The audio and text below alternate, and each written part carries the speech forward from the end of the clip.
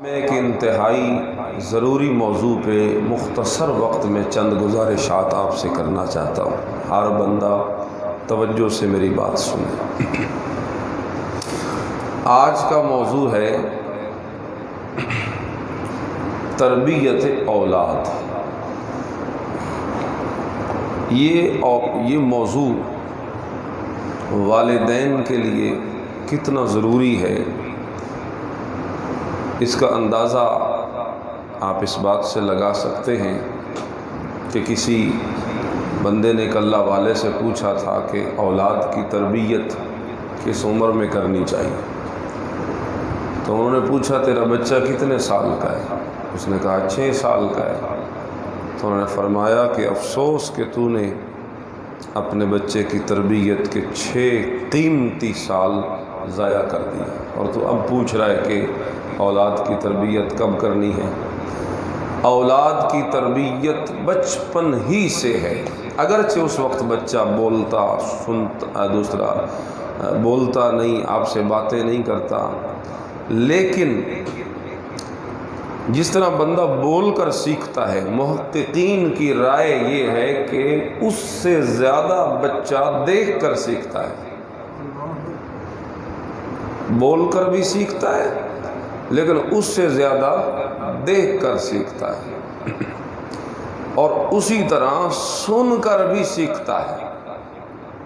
باقاعدہ آج کل تو یہ جو ٹریننگ کرانے والے ہوتے ہیں نا اسکول میں، ٹیچر حضرات کو، تو وہ اس چیز کی ٹریننگ دیتے ہیں کہ آپ اس چیز پہ غور کریں، صرف بچے کو بولنے سے ہی سیکھنا نہیں آتا، بلکہ وہ دیکھنے سے بھی سیکھتا ہے اور سننے سے بھی سیکھتا ہے۔ دیکھنے اور سننے کی طاقت تو بچے میں ابتدا سے ہی ہوتی ہے، تو اس لیے ہم سمجھتے ہیں یہ چھوٹا بچہ ہے، اسے کیا پتہ، اس کے سامنے ہم اپنے معاملات جاری رکھتے ہیں، حتیٰ کہ بعض اوقات وہ معاملات جو پردے میں ہونے چاہیے وہ بھی ہم بچہ سمجھ کر ان کے سامنے کر جاتے ہیں۔ ہمارے ذہن میں یہ ہوتا ہے کہ یہ بچہ ہے، اسے کیا پتہ، لیکن ابھی وہ آپ کو بتا نہیں سکتا کہ مجھے پتہ ہے یا نہیں، لیکن ابھی اس کی بتانے کی عمر نہیں ہے، جب عمر آئے گی تو پھر وہ بتائے گا۔ لیکن اتنی بات ضرور ہے کہ ماحول کا اثر دیکھنے سے بھی بچہ لیتا ہے اور سننے سے بھی بچہ لیتا ہے۔ مثال، آپ کی طبیعت جس انداز کی بھی ہے، آپ کا بچہ اس انداز کو قبول کر رہا ہوتا ہے۔ آپ کے بول اس کے کانوں سے ٹکراتے ہیں تو اس کے دماغ میں بیٹھتے ہیں، اسی طرح آپ کا رویہ اس کی آنکھیں دیکھتی ہیں تو وہ دل میں محفوظ ہو جاتا ہے، پھر بڑا ہوتا ہے تو اسی رویے کا مالک بنتا ہے جو اس نے دیکھا ہوتا ہے اور جو سنا ہوتا ہے۔ تو اس لیے بچے کی تربیت بچپن ہی سے ہو، اور اگر تربیت نہ ہو، یقین مانے خشت اول چون نہد معمار کج، تا سریا میر ود دیوار کج۔ اگر دیوار کی پہلی اینٹ ہی معمار اور مستری ٹیڑھی رکھ دے تو ساری دیوار اسی کے اوپر کھڑی ہوگی، دیوار ٹیڑھی ہو جائے گی۔ اسی طرح اگر بچپن ہی سے کجی بچے میں آ گئی تو موت تک وہ کجی اور ٹیڑھ پن کبھی اس بچے سے نکل نہیں سکتا۔ تو اس لیے یہ جو بچپن کا زمانہ ہے، یوں سمجھیں ابتدائی اینٹیں لگانے کا زمانہ ہے، پہلے وار ہیں۔ اگر یہ سیدھے لگ گئے دیوار سیدھی بنے گی، اگر یہ ٹیڑھے لگ گئے تو دیوار ٹیڑھی ہو جائے گی۔ اور اس کی مثال بالکل اس ٹہنی کی طرح ہے جو ابھی نکلی ہو بچپن میں ہی، تو اسے جس طرف موڑ لیا جائے وہ مڑ جاتی ہے، لیکن اگر سخت ہو جائے تنا تھوڑا سا تو اسے تو نہیں موڑا جا سکتا۔ ہاں ٹہنی ہے، جو ابھی ابھی نکلی ہے شاخ نازک ہے، ابھی جہاں موڑیں گے تو وہ مڑ جائے گا۔ بچے کی بھی بالکل وہی مثال ہے، بچپن میں اسے جہاں موڑا جائے گا تو مڑ جائے گا۔ اور یوں سمجھے کہ ایک خالی دماغ اس کا خالی بوتل کی طرح ہے، خالی برتن کی طرح ہے۔ اب اس کے اندر جو ڈالیں گے کل وہی آپ کو ملے گا۔ اس میں دودھ ڈالیں گے تو دودھ نکلے گا، شراب ڈالیں گے تو شراب نکلے گی۔ مطلب اس کے اندر محبت ڈالیں گے تو کل محبت ملے گی، اس کے اندر نفرت ڈالیں گے تو کل نفرت ملے گی۔ جس انداز سے جو کچھ آپ اس کے اندر بھریں گے کل وہی کچھ بڑے ہو کر آپ اس سے وصول کریں گے۔ تو اولاد کی تربیت کا مرحلہ یہ علماء کے نزدیک تو اتنا، ماہرین کے نزدیک تو اتنا ضروری ہے۔ بر صغیر کے ایک بڑے مایہ ناز عالم ہیں حضرت مولانا سید علی میاں صاحب، ابو الحسن علی ندوی کے نام سے مشہور ہے، اصل نام علی میاں ہے لیکن مشہور ہیں ابو الحسن علی ندوی رحمہ اللہ تعالی۔ ایسے علماء کی مثال صدیاں گزر چکی ہیں لیکن ان کی مثال زمانہ پیش نہیں کر سکا، ویسے لوگ پھر خال خال نظر آ رہے۔ تو انہوں نے لکھا ہے کہ بچپن میں اولاد کا مر جانا یہ بہتر ہے اس بات سے کہ اس کی تربیت اگر اچھی نہیں ہوئی تو اس کا مر جانا بہتر ہے۔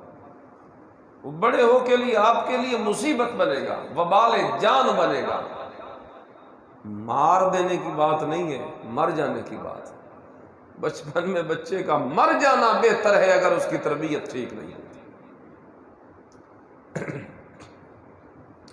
خلیفہ منصور نے جس وقت قید کیا تھا نا بنو امیہ کے صاحب ارباب علم و دانش کو، بڑے بڑے علماء کو اور بڑے اہل علم طبقہ کو، جب اس نے قید کیا تھا تو جب اسے رہائی دے رہا تھا نا تو رہا کرتے وقت ان سے پوچھ رہا تھا، اس قید کے زمانہ میں تمہارے لیے سب سے تکلیف دہ چیز کیا تھی؟ کہ جو ابھی تم نے قید کاٹی ہے تمہارے لیے سب سے تکلیف دہ چیز کیا تھی؟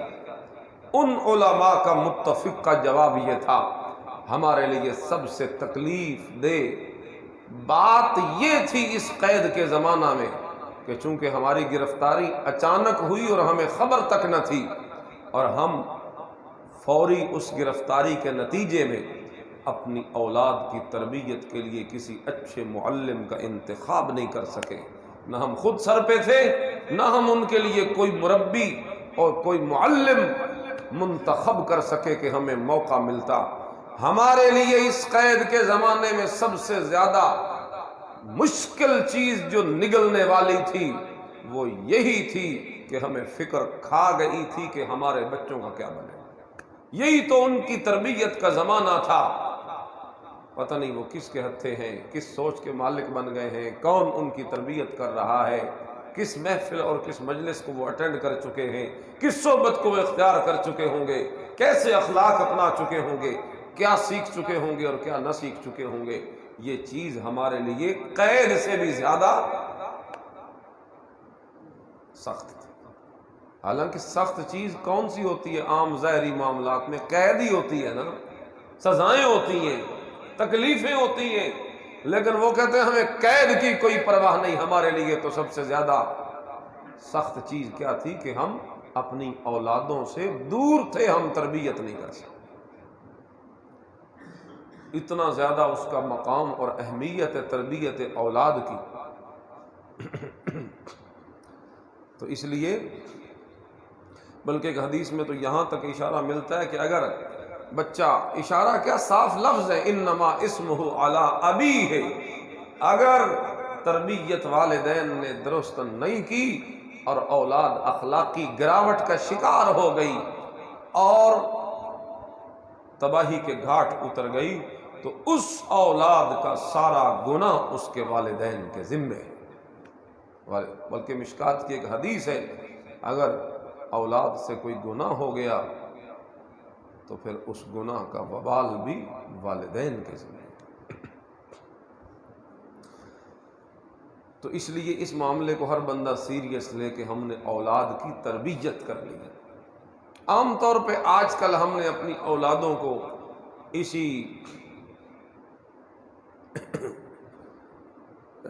میڈیا کے حوالے کیا ہوا ہے۔ زیادہ تر ہماری بچوں کی تربیت زیادہ تر جو ہے وہ ٹی وی کے آگے بیٹھ کے ہو رہی ہے۔ جو کچھ انہیں دکھایا جا رہا ہے وہ ان کے دماغوں میں چھپتا چلا جا رہا ہے، وہ دیکھ رہے ہیں، آنکھیں ان کی دیکھ رہی ہیں اور عکس اس کا دل میں بیٹھ رہا ہے۔ آپ اندازہ لگائیں، جو بچے زیادہ تر یہ کارٹون اور یہ ڈرامے اور یہ فلمیں اور یہ چیزیں زیادہ تر دیکھتے رہتے ہیں، آپ ان کی لینگویج چیک کیا کریں، ان کی بولی دیکھا کریں، جس طریقے سے وہ دیکھ رہے ہیں جو چیز ان کی گفتگو میں وہ ڈھل آتی ہے وہ اثر ظاہر ہو جاتا ہے۔ اگر وہ انڈیا کی کوئی بنی ہوئی کوئی فلم دیکھتے ہیں یا ڈرامہ دیکھتے ہیں یا کارٹون دیکھتے ہیں، جو ہندی زبان کے ورڈز اور الفاظ اس میں استعمال کیے جاتے ہیں، بچہ اپنی بولی میں وہی لفظ بولتا رہتا ہے۔ ہم نے کبھی دھیان ہی نہیں کیا، اور ہمارا بچہ ہمارے گھر میں بیٹھ کے ہندوؤں کی ہندی کی زبان بول رہا ہے۔ اچھا، صرف زبان کا اثر ہوتا ہے کہ صرف الفاظ آتے ہیں؟ اور میاں الفاظ بعد میں سیکھتا ہے، ان کے اخلاق پہلے سیکھتا ہے، ان کے اخلاق پہلے سیکھتا ہے۔ بلکہ اگلے دن میں ایک عالم صاحب کا بیان سن رہا تھا، تو وہ بتاتے ہوئے خود بھی رو رہے تھے، اور جس کی بات بتا رہے تھے کہ وہ بتا رہے تھے کہ وہ بھی رو رہا تھا کہ ہمارے گھر میں ہماری والدہ کا جب انتقال ہوا، توجہ کیجئے، ہماری والدہ کا جب انتقال ہوا، اور بچہ سارا دن وہی دیکھتا رہتا تھا، اور جب والدہ کا انتقال ہوا تو بچہ تھوڑی دیر کے بعد ہم سے آ کے کہتا ہے کہ امی کی چتا کو کس وقت آگ لگانی ہے، یعنی امی کی میت کو آگ کس وقت لگانی ہے۔ دیکھا کیا تھا کہ ہندو اپنی میت کو آگ لگاتے ہیں، وہی ڈراموں میں اور وہی سب کچھ دیکھا، تو اب مرنے کے بعد بچے کے ذہن میں کیا ہے کہ ہم نے اپنی ماں کی میت کو بھی آگ لگا دینا۔ تو اس حد تک ہماری اولادیں پتہ نہیں کہاں سے کہاں نکل رہی ہیں، اور ہمیں اس کا کوئی دھیان اور خیال تک نہیں ہے۔ اس لیے ان چیزوں سے اپنی اولادوں کو حد الوسع دور رکھنے کی کوشش کی جائے، کوشش کی جائے، میاں کوشش تو کی جائے۔ کوشش کریں گے تو انشاءاللہ اللہ تعالیٰ اس کا اجر اور پھل بھی دے گا، ورنہ اگر اخلاقی گراوٹ کا اور تباہی کا شکار بچہ بچپن میں ہو گیا، رب کعبہ کی قسم، وہ آپ کے لیے جو وبال اور جو مصیبت اور جو وبال جان بنے گا آپ سوچ بھی نہیں سکتے۔ ابھی تو وہ چھوٹا ہے، وہ بڑھے گا، بڑا ہوگا تو اپنا رنگ دکھاتا چلا جائے گا۔ اس لیے اولاد کی تربیت کا خیال کریں کہ ان کی دینی تربیت ہو۔ کیا اخلاق حضور پاک صلی اللہ علیہ وسلم نے نہیں سکھائے کہ ہمیں ہندوؤں سے لے کے دینے پڑ رہے؟ کیا لباس ہمیں حضور نے نہیں دیا کہ ہم غیر مسلموں کا لباس لے کے ان کو دے رہے؟ کیا ہماری تاریخ اسلامی میں کچھ ایسے واقعات نہیں ہیں یا کردار نہیں ہیں کہ ہم ہندوؤں اور سکھوں اور عیسائیوں اور یہودیوں کے کرداروں کو لے کر ان کے دماغوں میں فٹ کر رہے؟ ہمارے ہاں کردار موجود ہیں۔ اللہ اکبر، جنگیں لڑائیاں دیکھنی ہے تو بدر کی لڑائی موجود ہے، احد کی لڑائیاں موجود ہیں، صحابہ کی وفاداریاں موجود ہیں، صحابہ کی جانیں ساریاں موجود ہیں، امہات المومنین صحابیات کی محبتیں موجود ہیں، صحابہ کی اطاعتیں موجود ہیں، انبیاء کے واقعات موجود ہیں۔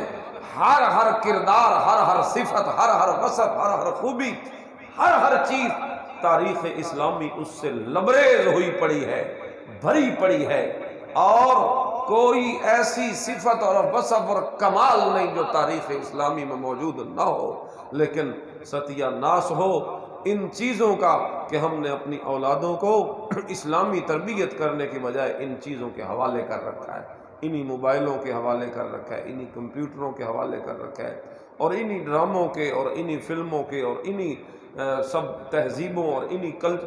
اچھا، یہ مت سمجھیں کہ یہ ایک ڈرامہ ہوتا ہے، بھئی یہ ڈرامہ ہی ہے کیا ہمارے ذہن میں؟ یہ کارٹون ہی ہے۔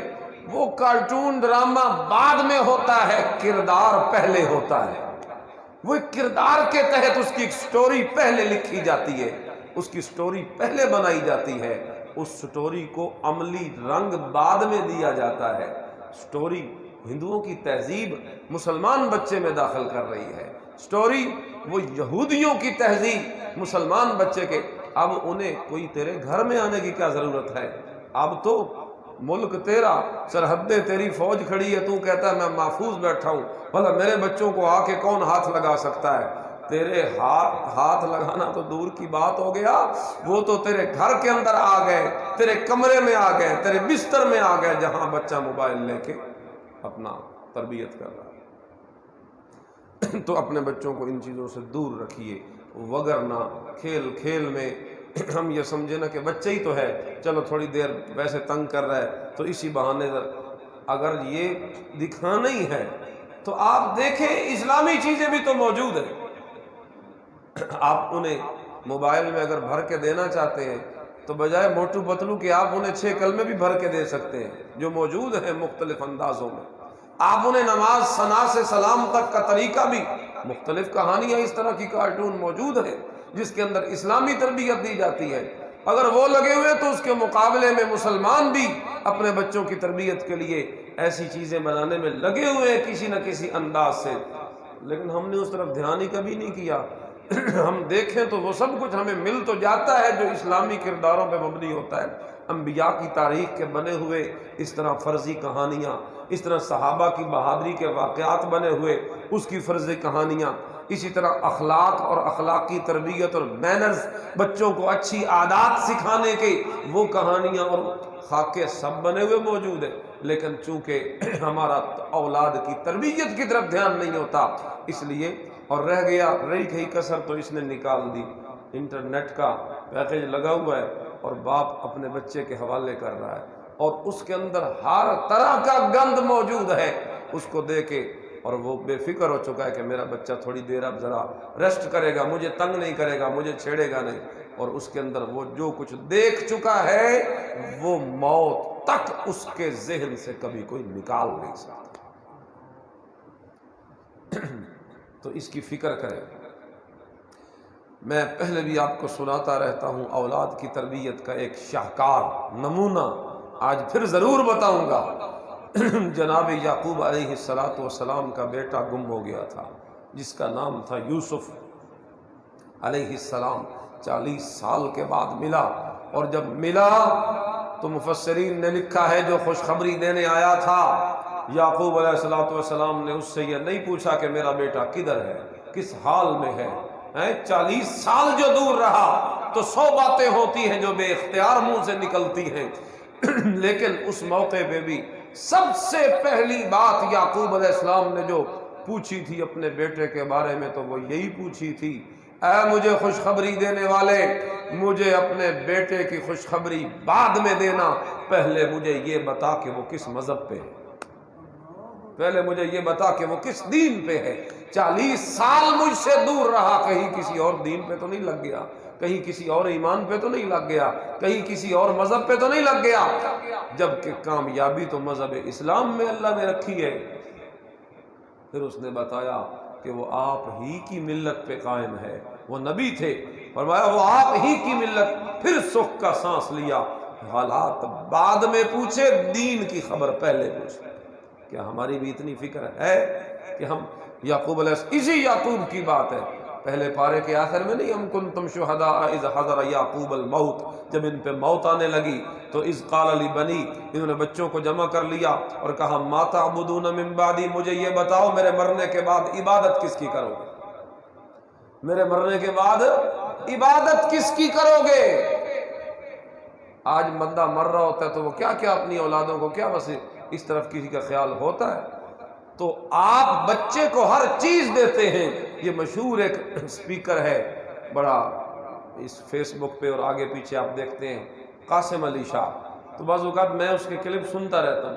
اگلے دن اس کا ایک کلپ میں نے سنا، وہ کہہ رہا تھا کہ آپ اپنے بچے کو ہر چیز دیتے ہیں، اچھا مکان دیتے ہیں، اچھے کپڑے دیتے ہیں، آپ اپنے بچے کو اچھے کھلونے لے کے دیتے ہیں، آپ اپنے بچے کی ہر خواہش پوری کرتے ہیں، آپ لاکھوں کروڑوں میں اگر آپ کو قربانیاں دینی پڑے تو دے کے آپ بچے کی ہر من کی خواہش پوری کرتے ہیں۔ وہ کہہ رہا تھا آپ بچے کو ہر قیمتی چیز دلوا دیتے ہیں، لیکن سب سے جو قیمتی چیز ہے وہ کیوں چھپا کے رکھتے ہیں بچے سے؟ اور وہ کہہ رہا تھا سب سے قیمتی چیز یہ ہے کہ اپنے بچے کو عقیدہ دے کے جائے، اپنے بچے کو عقیدہ دے۔ اگر آپ نے اپنے بچے کو اچھا اور صحیح اور سلامت اور ایمان والا عقیدہ نہیں دیا تو یوں سمجھے آپ نے اپنے بچے کو ضائع کر دیا۔ یہ ساری چیزیں ثانوی درجے کی ہیں۔ پہلی ہی چیز جو سب سے پہلی حیثیت ہے وہ اچھے عقیدے کی ہے۔ تیرے جانے کے بعد وہ تیرے لیے جہنم کا ایندھن نہ کہیں بن جائے، کیونکہ ابھی میں نے حدیث آپ کو سنائی، اگر تیری تربیت نہ کرنے کی وجہ سے مرتد ہو جاتا ہے، ملحد ہو جاتا ہے، یا گناہ برے کرداروں میں لگ جاتا ہے، زانی بن جاتا ہے، یا اور کسی طرف لگ جاتا ہے، انما اسمہ علی ابیہ، تو اس کا گناہ اس کے باپ کے سر ہو، اس کے باپ کے سر ہو۔ یہ حدیثیں ہیں، تو ان چیزوں کو سیریس لیں اور یہ خیال رکھیں کہ میرا بیٹا کہیں میرے لیے جہنم کا ایندھن نہ بن جائے، میری اولاد کہیں مجھے میرے جہنم میں ڈالنے کا سبب نہ بن جائے۔ ہاں، اس انداز میں اپنے بچے کو چھوڑ کے جائیے۔ تو چلا جائے، تیری کمیاں ہو، تیری کوتاہیاں ہو، تیرے عمل میں بڑا گھاٹا اور نقصان ہو چکا ہو، لیکن تو چلا جائے، تو نے تربیت ایسی کر رکھی ہو کہ تو گیا ہو اور بعد میں تیری اولاد تیرے لیے قیامت تک کے لیے صدقہ جاریہ بن جائے۔ نمازیں وہ پڑھے ثواب تجھے ملے، تلاوتیں وہ کرے ثواب تجھے ملے، ذکر وہ کرے ثواب تجھے ملے، صدقہ وہ کرے ثواب تو چلا بھی جائے، تیرے لیے سلسلہ جاری اور ساری رہے۔ تو یہاں مرے تو اس حال میں مرے کہ تجھ پہ جہنم واجب ہو چکی ہو، لیکن اس حال میں اپنے بچے کو چھوڑ کے جائے کہ اگر مرتے وقت تو جہنم واجب تھی، تھوڑے ہی عرصے کے اندر اس بچے کے کردار، اعمال، اخلاق، ایمان، عقیدے کی وجہ سے تیری جہنم کے فیصلے کٹ کے تیرے لیے جنت کے فیصلے کر دیے۔ اس حال میں اپنی اولادوں کو چھوڑ کے جاؤ کہ مرنے کے بعد تمہارے لیے خیر کا سبب بنے، اچھا سبب بنے۔ اس لیے گزارش کرنے کا مقصد یہ تھا، تربیت بچوں کی کیجیے، تعلیم بچوں کو اسلامی دلوائیے، باقی بھی دلوائیے، لیکن پہلا نمبر اسلام کا ہے، دین کا ہے۔ آپ دیکھتے ہیں ہم بعض اوقات یوں سمجھتے ہیں ہم نے بچے کو حفظ کروا دیا، یا ہم نے بچے کو قاری صاحب کے پاس بٹھا کے قرآن اچھا پڑھنا سیکھ، ٹھیک ہے، یہ آپ نے بہت اچھا کیا آپ نے، لیکن یہ اینٹ لگ گئی اب اس کو چھوڑیے نہیں، اب چلتے رہیے تھوڑا تھوڑا ساتھ ساتھ، آگے بہت کچھ ہے، صرف حفظ قرآن تک نہیں، مگر نہ اگر حفظ قرآن کرنے والے بچے کو تربیت سے محروم کر دیا جائے اور بس اسی پہ قناعت کر لی جائے کہ میرا بچہ حافظ ہو گیا یا میرے بچے نے کچھ ابتدائی باتیں سیکھ لی، وہ بگڑے گا تو ایسا شاندار بگڑے گا کہ باقی کیا بگڑے ہیں، وہ جو حافظ بگڑے گا تو آپ دیکھتے رہ جائیں اگر آپ نے اس کی تربیت چھوڑ دی۔ اس لیے تربیت تا موت جاری رہتی ہے، چاہے وہ جس عمر میں بھی پہنچ جائے، آپ نے اس کو پوری اپنی نگرانی کے اندر، موت تک اپنی نگرانی کے اندر رکھنا ہے۔ یہ نہیں کہ آپ نے کر دیا اور اس کے بعد خیال چھوڑ دیا، یہ ہماری ذمہ داری ہے۔ اللہ سے دعا ہے اللہ تبارک و تعالی ہمیں اس پہ عمل کرنے کی توفیق نصیب فرمائے۔